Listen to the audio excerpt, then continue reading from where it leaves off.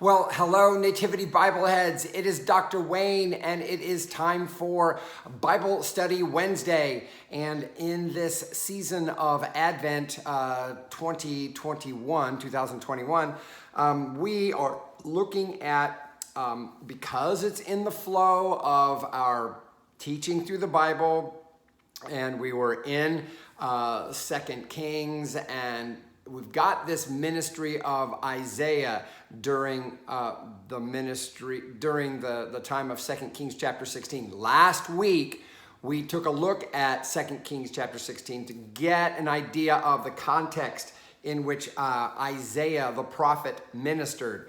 The reason why this is valuable to us is because it is these prophecies of Isaiah that we as Christians find our gospel writers quoting. It's like they're quoting Isaiah. Isaiah was talking to somebody back in the 8th century, and now all of a sudden we make Isaiah be talking to, for example, us, or the early church, or the people in Jesus' day, okay, which was definitely a lot later than the time that Isaiah actually ministered. One of the things that when I went to seminary, I remember I went to a Southern Baptist seminary, so it's relatively conservative, but definitely scholarly in those days. And my Old Testament professor made this argument that if we are to totally appreciate the prophets for what they did and what they said, we've got to, first of all, look at the historical context in which they themselves ministered. If all we do is look at the words, just slice up a few sentences out of an Old Testament passage and say, oh, this is talking about Jesus. If that's all we're doing, we are doing our prophets of grave disservice, okay? And so that's what we are doing. So we are in Isaiah chapter 7, okay? And there's a lot of background stuff I still have to reiterate because it's a lot to get a hold of. But it's very important because of the fact that we're going to get to that passage where Isaiah promises the birth of someone, and you shall call him Emmanuel.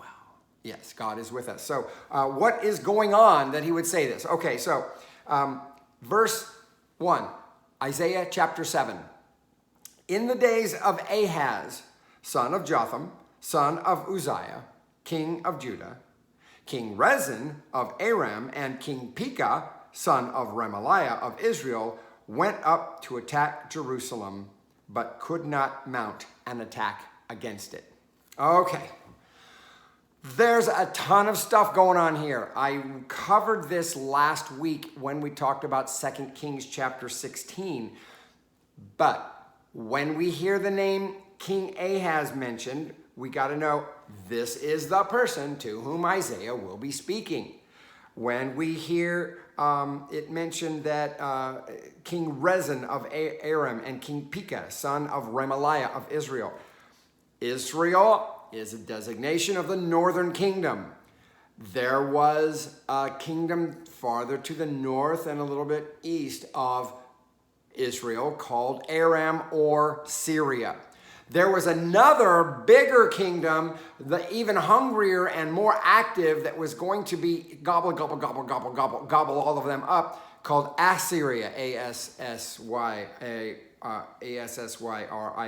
So when we see this, when it mentions King Pekah and King Rezin, King Pekah of Israel, King Rezin of Aram or Syria, had formed an alliance, okay? Commonly referred to as the Syro-Ephraimite alliance. Syro for Syrian, Ephraimite, that's the nickname for the northern kingdom Israel. They had formed an alliance. Why? Because they heard the rumblings of Tiglath-Pileser III up in his Assyrian land of, not Damascus, I can't remember the name of the, I can't think, was it Nineveh? I can't think of the name of the capital city of Assyria right now. But due to those rumblings, the king of Israel had chosen to go into an alliance with this other king, and they decided together. They thought, we need more people in this alliance. So what they did was they went to Jerusalem and tried to get Judah / Jerusalem, the capital of Judah, in with their alliance, so to make them stronger against the onslaught of the Assyrians, okay? This is what we are talking about. Now, Judah is going to resist. When I say Judah, I'm talking about specifically the king of the southern kingdom, King Ahaz. He is going to resist this. How do we know this? Because of what we saw in 2 Kings chapter 16. He is going to eschew the Syro-Ephraimite alliance, King Rezin and Pekah, and he is going to reach out himself to Tiglath-Pileser III of Assyria. So instead of joining them in their forces against them, he allied himself with Assyria, the power that Pekah and Rezin were allied against, and therefore eschews the advice of Isaiah. We're going to see that here very soon, okay? And so it says that they went up to attack Jerusalem, but could not mount an attack against it. So they tried to force him. It's almost like forcing a coup, okay? But it was not successful. Verse 2, when the house of David, oh, by the way, the King Pekah, the son of Remaliah of Israel, he had been put into power by way of a coup orchestrated by the Arameans or the Syrians. So it's like they were in deep cahoots with each other. Okay, sounds like a lot of political intrigue like we see today, is it not? Verse 2: when the house of David heard that Aram had allied itself with Ephraim. Okay. First of all, let's get it. Why is he referring to the house of David? The house of David, okay, yes. Does it refer to Judah? Yes. Does it refer to the kingship of Judah? Yes. Does it refer to the Zionistic royal theology of there will always be an heir of David on the throne of the southern kingdom of Judah? Yes. All of the above. So in our narrator's choice, okay, notice this, even though this is in the book of Isaiah, this is a narrator speaking here. It's not necessarily Isaiah. It is setting a context for the ministry of Isaiah. By referring to it as the house of David, it is bringing to mind, what's this? This isn't just about one king being threatened by an alliance an unholy alliance, if you will, outside itself. This is about a kingdom that is promised to be in power in perpetuity, okay? And how are they going to respond when you've got a promise like that, when you got a blank check like that from God? How are you going to respond to God and the word that comes from God to you? That is what this puts in mind when we are told, when the house of David heard that Aram had allied itself with Ephraim. Okay, so there's that reference to the Syro-Ephraimite alliance. Remember, Syria, Aram, same thing. It's just two different words for the same word. Sometimes it's called Syria, sometimes it's called Aram. But I think the older name is actually Aram, okay? Notice it says that when the house of David heard that Aram had allied itself with Ephraim, the heart of Ahaz and the heart of his people shook as the trees of the forest shake before the wind. Not a pretty picture, is it? It means that Judah felt threatened. They felt threatened big time. They felt threatened militarily. They felt threatened for their safety. They felt threatened for the continuation of their of the Zionist enterprise. The idea that the Lord dwells in Zion, and that they felt scared. Okay, the southern kingdom was scared. Now, that's when we come to verse 3 of Isaiah chapter 7. Then the Lord said to Isaiah, "Go out to meet Ahaz." Now, prophets, yeah, did they have have we seen prophets interact with kings? Yes, we have. One of the reasons why we have this view of the ministry of Isaiah as being, ministering in lofty places. It's like when he goes to the king, it's not like it's not like the king doesn't know him. He's very well known by the king. So Isaiah kind of dwelt in this upper echelon realm.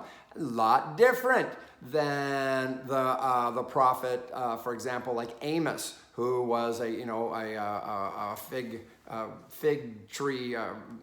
What is it? He talks about himself being a herdsman. Also talks about him being a fig dresser, or a dresser of sycamore trees, that kind of a thing. So a farmer, agricultural rancher, that kind of thing.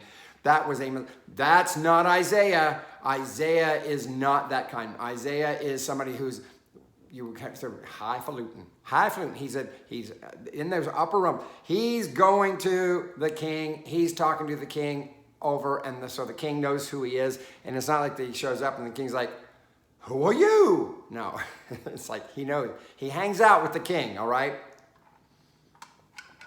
Then the Lord said to Isaiah, "Go out to meet Ahaz, you and your son Shear-Jashub." Shear-Jashub, at the end of the conduit of the upper pool on the highway to the fuller's field. Okay, lot to unpack here. So we haven't heard about this Shear-Jashub before. We do know that Isaiah was married. He refers to his wife as the prophetess, okay? And he does have a son, this son whose name is Shear-Jashub. And if you are a scholar of the Hebrew language, I don't really consider myself a scholar. I just get it, a lot of it, but I'm not a scholar. I want to inform you that the name Shear-Jashub means literally a remnant shall return. Bum, bum, bum. Yes, a remnant shall return. His son's name was Shear-Jashub. Do you remember when we talked about the prophet Hosea? Hosea, who was supposed to take a wife of harlotry and thereby mimic the experience of God in taking on Israel, and how he then was to have children by this wife of harlotry, and they received names like not my people and stuff like that. Okay, well, there is precedent for the prophets' children taking names that illustrate something about the prophet's message. In this case, Shear-Jashub is that. Think about it. A remnant shall return. It's kind of a good news, bad news thing. Well, or a bad news, good news. The shall return, that's the good news, right? But a remnant, what? A remnant shall return. It's like a good news, bad news thing. Okay, it does mean bad news in that something's going to happen, something bad, something big and bad, whereby there is going to be exile, there's going to be destruction, there's going to be famine, there's going to be a time when the land returns to the wild, because of the fact that when the exile happens, that the land will not get tended to the way it's supposed to. So a remnant suggests that oh, something bad is going to happen, okay? But by saying a remnant shall return, well, that's good news. So it means that whatever the bad that's going to happen is going to get reversed in the long run. A remnant shall return. It's bad news, good news. A remnant shall return. So it's a message of hope, but it's also a message of judgment. A judgment that says that, well, there's judgment to come. It's going to be bad, but it's not going to be permanent. It's going to be temporary. A remnant shall return. Sheyar Yashub. So this is the name of the prophet's son. And when prophets bring their aptly named children with them, it's a part of their message, okay? Prophets weren't people that gazed into crystal balls and said, let me tell you your future. No, they were kind of sound a little bit like Arnold Schwarzenegger there. No, but they were intended to back up or beef up the message that was coming out of their mouth, okay? So he shows up to see King Ahaz, and Ahaz, notice where he goes to find the king. It mentions the end of the conduit of the upper pool on the highway to the fuller's field. I'm not going to go into the details about all of this, but just suffice it to say that what the king was doing was checking out the city's defenses, okay? Anytime you are going to suffer and come under siege, one way of attacking the city that you're sieging, that you're seizing, whatever you want to call it, is to cut off the water supply. And here, Ahaz is shown to be inspecting the defenses and trying to figure out, how well situated are we to defend against ourselves. Maybe it's referring to something that's happened in the past. Maybe there was a breach, whatever. But there is it's a standard thing in war. It's a standard thing, and especially war of the ancients, to cut off the water supply. So Ahaz is here being seen inspecting that, okay? Now, remember, what's going on here is the Lord said to Isaiah, go and meet Ahaz, take your son, you're going to find Ahaz inspecting the water supply. Verse 4, and say to him, take heed, be quiet, do not fear, and do not let your heart be faint. Ooh. Okay. Ahaz was tremendously nervous, anxious, upset, not sure how he was going to respond to this threat that was that he knew was coming, and so he is. If you're being told to take heed, to be quiet, and to do not fear, to not let your heart be faint, that means that he was being all of that. His heart was going faint. He was being fearful. He was being, he was not taking heed. So what do you say to somebody like that? You tell them, take heed, be quiet, do not fear, and do not let your heart be faint. Because of these two smoldering stumps, okay, two is referring to the alliance between Rezin of Aram and Pekah of Israel. These two smoldering stumps of firebrands. The picture of them being smoldering stumps is kind of like saying, hey, these guys, their days are over. We know already that there will come a time, yes, when Assyria does eat up the Syro-Ephraimite alliance and on all of Ephraim. That'll happen actually in 2 Kings chapter 17. But it's saying that there is nothing to fear from them. The idea here is this.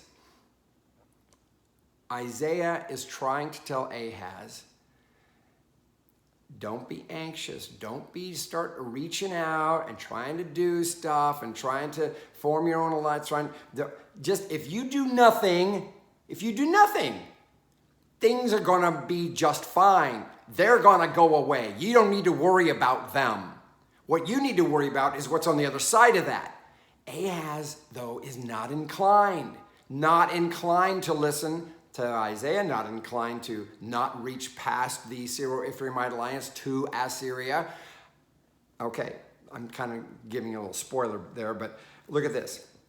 Do not fear, do not let your heart be faint because of these two smoldering stumps of firebrands, because of the fierce anger of Rezin and Aram and the son of Remaliah. Remember, Rezin was the king of Aram. The son of Remaliah is Pekah of the northern kingdom, Israel. Verse 5. Because Aram, that's the name of the country, with Ephraim and the son of Remaliah, remember Ephraim is a nickname of northern kingdom, and the son of Remaliah is a nickname for Pekah, the king of Ephraim, has plotted evil against you, saying, let us go up against Judah and cut off Jerusalem and conquer it for ourselves and make the son of Tabeel king in it. Yeah. So the Syro-Ephraimite alliance, Israel and Aram / Syria, had concocted a plan to come to Jerusalem to depose Ahaz from his throne, the rightful Davidic heir, and put in this, we don't know who this person is, the son of Tabeel. We don't know. What we do know is this: he ain't from the Davidic line, now is he? No, he's not. And if there's anything that Isaiah is committed to, it's the continuation of the Davidic line. Now, let us go up against Judah and conquer it for ourselves and make the son of Tabeel king in it. Their plan was to make Judah a vassal state of their own. So it would make their whole alliance a whole lot stronger against this force from the north, Assyria. By the way, there were also rumblings from Egypt, and there always were. That's one of the reasons why Israel is so vulnerable where it is, because it's this narrow land bridge between the powers of the south, Egypt, and these powers from the northeast, Assyria, and later on Babylonia, and it puts them in at crossroads. So they were like, when King David was in charge, it was one of the few times when they kept those forces at bay, and Israel prospered in and of itself. But for the most part, Israel was always that portion that was being, somebody was trying to eat away it from the top, and somebody else was trying to eat at it from the bottom. Egypt down here, and Assyria / Babylonia later on from the northeast. So, therefore, verse 7, thus says the Lord God, it shall not stand. Bum, bum, bum. This Syro-Ephraimite alliance, it shall not stand. It shall not come to pass. Their plan to unseat the king of Judah is not going to come to pass. For the head of Aram is Damascus. That's basically saying the capital. The capital of Aram is, and the head of Damascus is Rezin, and the king of the capital city is Rezin. And then within 65 years, Ephraim will be shattered, no longer a people. Yeah, kind of in parentheses. I think our editors did that because they didn't foresee that Isaiah could actually be saying that as from the word of the Lord. But it's true. Ephraim would eventually the northern kingdom would get taken over by Assyria. So it's basically saying, hey, it's not going to do Israel any good. That's what he's saying.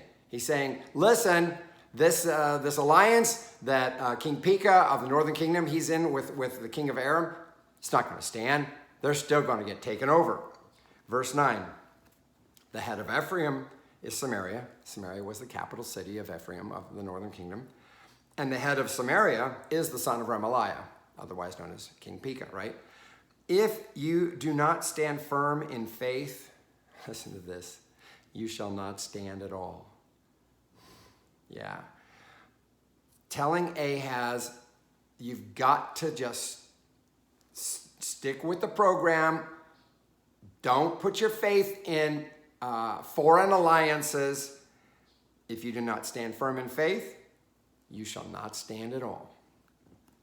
Again, verse 10, again the Lord spoke to Ahaz, saying, okay, here is the thing. This is something that we refer to a lot, our gospel writers refer to a lot with regard to the story of Jesus. Ask a sign of the Lord your God. Let it be as deep as Sheol or as high as heaven. Sheol was the realm of the dead. Remember, that was that place underneath the flat earth where the dead went. Not hell, just a place where the dead went. Heaven was that place above the in the stratosphere there above at the top of the dome. Ask any sign you want. Ask it. Ahaz, everything's gonna be fine. To prove it, here the Lord's gonna ask you. Gonna let you have a sign. Look at this, though. Look at Ahaz's response. But Ahaz, verse 12, said, I will not ask, and I will not put the Lord to the test. He was told he could. He's saying, no, I won't. We don't know if this is him following, one of the things that happened in the wilderness was the people put the Lord to the test, okay? And there's a lot of things about don't put the Lord to the test, that kind of a thing. So it is, he thinks he's playing the piety card. Okay, he thinks he's playing like, oh, I'm going to be a good person here and not put the Lord to the test. Even though he was not told to put the Lord to the test, he just said, ask him anything. What is your request? What is your request? Just let whatever is there. Just let it come out. Just let it come out. Let it come out. Let it come out. And verse 13, then Isaiah said, well, here then, O house of David, is it too little for you to weary mortals that you weary my God also? Isaiah is like saying, you have become a pain in the neck or some other part of the body. You have become a pain, okay? I told you, the Lord says, ask for a sign. No, not going to do it. Oh, boy. You're gonna put me through this, are you? Hear then, O house of David. Remember the house of David reference is also, again, it's a remembrance of, the reminder of the Davidic king. Will Ahaz survive to put his son on the throne? Is this a part of Ahaz's concern? Yes, it is, because if he were to be overtaken by the Syro-Ephraimite alliance, that would be the end of the Davidic line. Get that? Okay. O house of David, hear then, O house of David, is it too little for you to weary mortals that you weary my God also? Not only are you just a pain to everybody else, you're a pain to God. Oh, wouldn't you love to hear our prophet tell you that? Yes, a lot of us need to hear that. Probably, right? That, hey, not only are you being a pain in my neck, you're probably even a pain in God's neck too. What do you think? Well, I don't know. Verse 14, therefore, this is it. Isaiah 7:14, folks. Therefore, the Lord himself will give you a sign. Lord said, ask for a sign. You said, no, I'm not going to do it. Okay, well, guess what? You're just a pain in the neck anyway. I'm just going to give you a sign. All right. I know you didn't ask for it. I know you don't want it. I know you're not ready for it. But here it is. The young woman, okay, is with child. Now, this reference to young woman, the word in Hebrew does not mean virgin. The word, when it got translated into Greek, it got translated as virgin. Literally means young woman, okay? Therefore, the Lord himself will give you a sign. Look, the young woman is with child and shall bear a son. And you shall name him Emmanuel, or God with us. God is with us. God is with us. God is with us. God is with us. As opposed to God is with them, which means, oh, Ahaz is being told, I am going to have an heir. The Davidic line will continue. God is with us. God is with us. God is not with them. God is with us. God is with the reign of David. God is with that. And it's like telling Ahaz, you don't need to reach out to foreign alliances in order to establish your security. If you do nothing, you will be fine. You don't need to do that. He didn't do nothing, though. He actually did basically sell he sought out an alliance with the Assyrian king. He sought out an alliance. We saw this from 2 Kings chapter 16 last week. He even saw certain worship things that had him take stuff from the temple and make them look like these Assyrian things. He really sold out. Ahaz ends up selling out. I have to say that, though, because of the fact that when we see this prophecy where he says, look, the young woman is with child and shall bear a son and shall name him Emmanuel, we know how our gospel writers are going to use that, right? They're going to be using it in reference to Mary. They're going to be using it with reference to the Son being Jesus. The context is coming to us and asking us, how are we going to respond to our fear? How are we going to respond to this distasteful situation around us? Are we going to put our trust in God, or are we going to put our trust in on foreign alliances? Foreign alliances don't have to mean treaties with other countries. You know what it can mean? It can mean faith in stupid, humanly constructed conspiracy theories. Yeah, it could be that. It could also be just any faith in any politician, any kind of realization or idea that, oh, well, this person's always right and that person's always wrong. It is a warning against those things that we see that give us comfort, okay? And I tell you what, that's what conspiracy theories are. They are just something that is devised to give people comfort. People who, it's devised to give the ignorant and unpowerful people comfort and power. That's all it is. Because well-informed power people acting in their power, in the power that God has given them, don't need conspiracy theories and don't need to look at what's going on and say, oh, look, everybody's against us. Oh, poor me. Yeah, not a godly response. That's what Ahaz was doing. Ahaz is that kind of a person who is like, he's reaching out saying, oh, this isn't going to work. Oh, I need something else to help give me power. I'm choosing to be ignorant. The Lord is offering me a word, and I'm choosing to take something else anyway, even though I don't need to, based on what the Word of God says. I'm going to do that anyway. Guess what? That's where a lot of people are with regard to reality today, by holding on to silly, stupid, humanly constructed conspiracy theories. This is how Isaiah's word to Ahaz can apply to us today. Now, when we want to look at how it applies to in Jesus' day, yeah, they knew that when this was said to Ahaz, that Ahaz didn't heed it. He did not heed the advice. And so therefore, it really didn't get fulfilled the way the prophet had intended for it to be fulfilled. But what about Mary?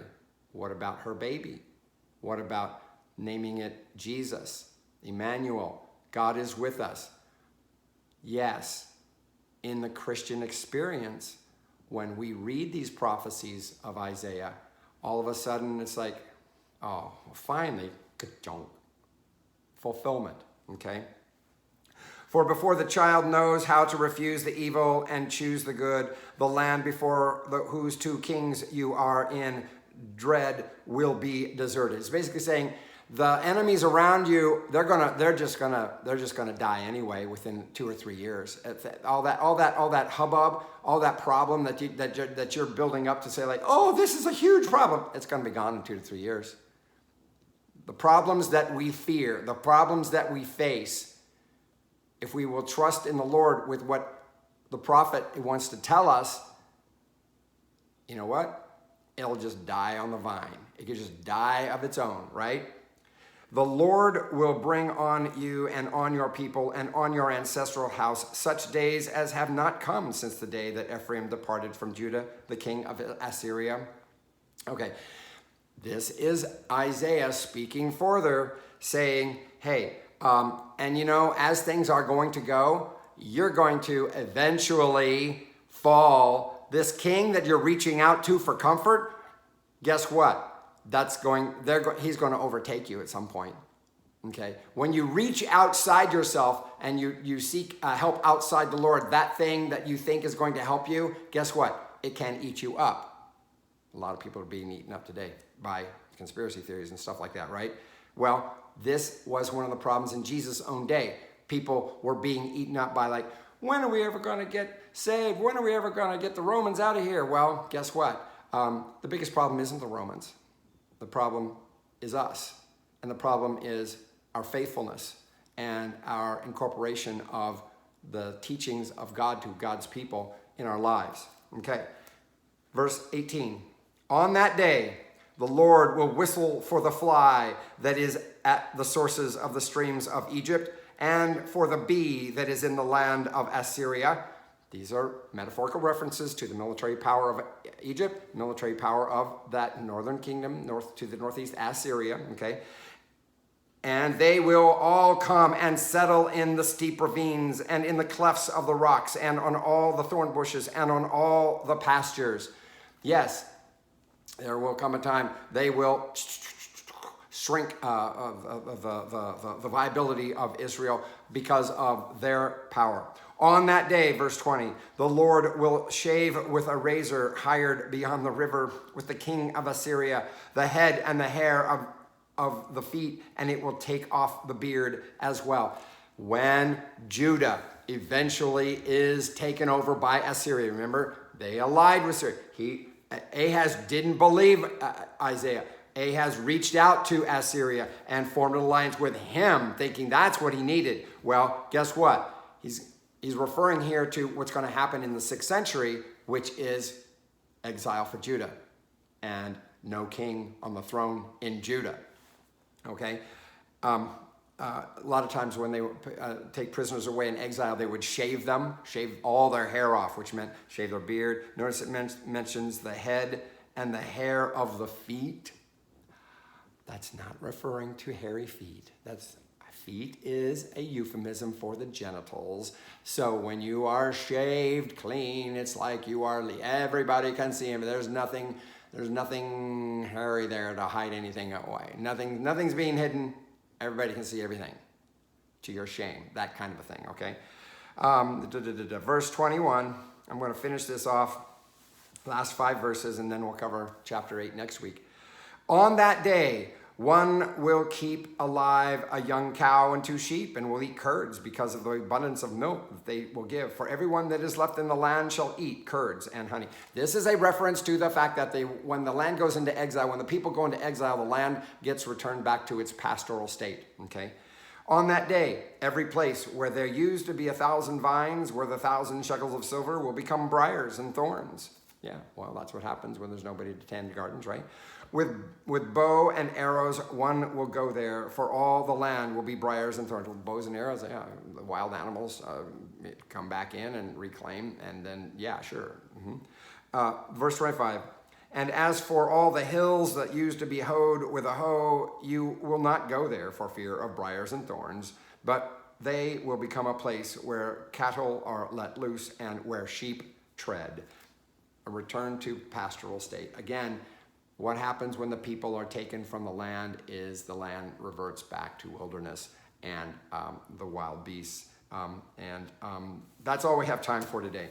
Boy, I kind of got preachy there in the middle of this, didn't I? So I hope this gives us some context for our gospel writers and their use of Isaiah's prophecies in talking about the birth of the Christ child, because it warns us against putting faith in things other than God, especially conspiracy theories, especially alliances with thoughts. We might not necessarily think about military alliances. That might not be our, but we make alliances with thoughts, with ideologies, and that kind of thing. And there's a lot of that going on today, and a lot of it passing for like, oh, good Christian people who believe in these stupid conspiracies.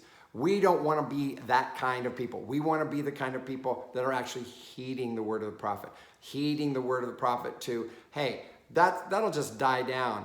We need to keep our focus on, got to keep the main thing, okay? We got to stay faithful to who we know God needs us to be.